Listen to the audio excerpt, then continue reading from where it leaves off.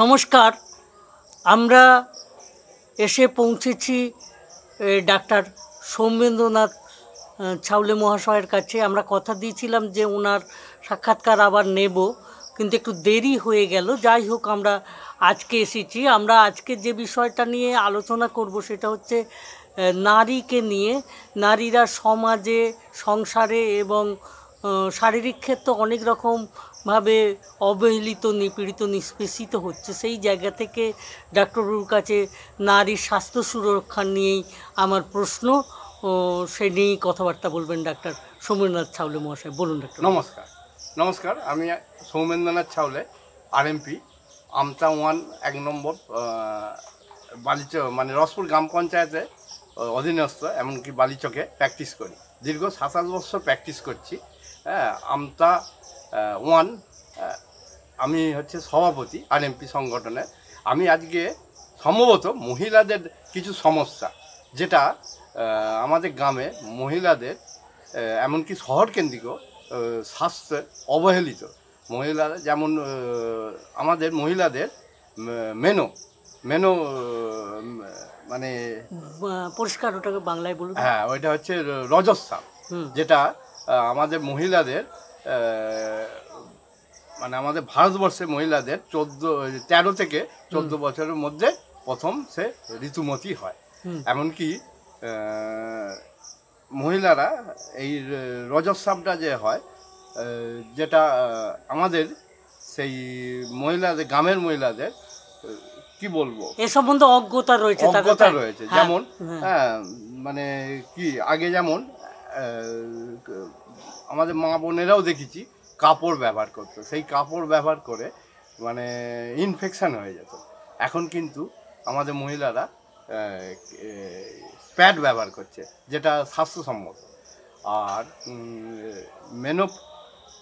একটা সময় আমাদের মা বোনেরাও খিটখিটে হয়ে যায় মেনোপজ, যখন মেনোপজ হয়ে যায়, যেমন 45-এর পর মেনোপজ হতে আরম্ভ করে। যাই হোক, আমরা গ্রামের চিকিৎসক হিসাবে আমরা প্রত্যেক সপ্তাহে একটা করে ক্লাস করি। সেই ক্লাসে আমাদের মহিলাদের সমস্যাও পড়ানো হয়। এমনকি যেটা এখন অনেক মহিলাদের এন্ডোমেট্রিওসিস সিস্ট হচ্ছে, পলিসিস্টিক সিস্ট হচ্ছে, ওভারিয়ান সিস্ট হচ্ছে।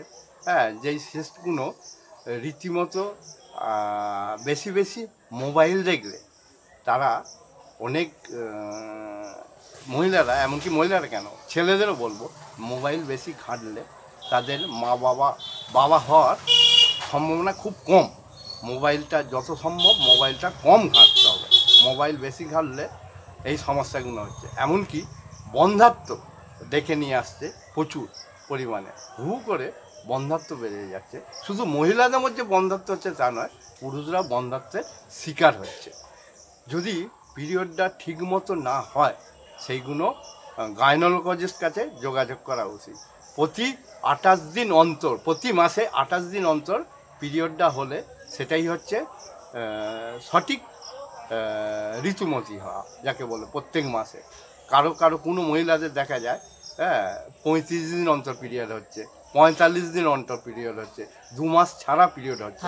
এই ব্যাপারে চিকিৎসাটা কি বলবো? এই ব্যাপারে চিকিৎসা হচ্ছে গাইনোকোলজিস্টের সঙ্গে যোগাযোগ করা। এমনকি কিছু পরীক্ষা নিরীক্ষা আছে, সেই পরীক্ষা নিরীক্ষাগুলো করা উচিত। আমি সবার শেষে আরেকটা কথা বলবো, যাতে এই অ্যান্ড্রয়েড ফোন দেখাটা একটু কম করে। তার মানে আপনি বলছেন যে বর্তমান আধুনিক যুগে ফোন একটা ক্ষতিকারক জিনিস, কি পুরুষ কি মহিলা উভয়ের ক্ষেত্রেই হচ্ছে। এ ব্যাপারে আমাদের খুবই সতর্ক থাকা দরকার বলে আপনি মনে করছেন। তা আজকে যদি আপনাকে এই পর্যন্ত রাখি, এবং আমরা আগামী দিনে আবারও আপনার সঙ্গে যোগাযোগ করব, এই কথা দিয়ে আজকের মতো সমাপ্তি ঘোষণা করছি। নমস্কার।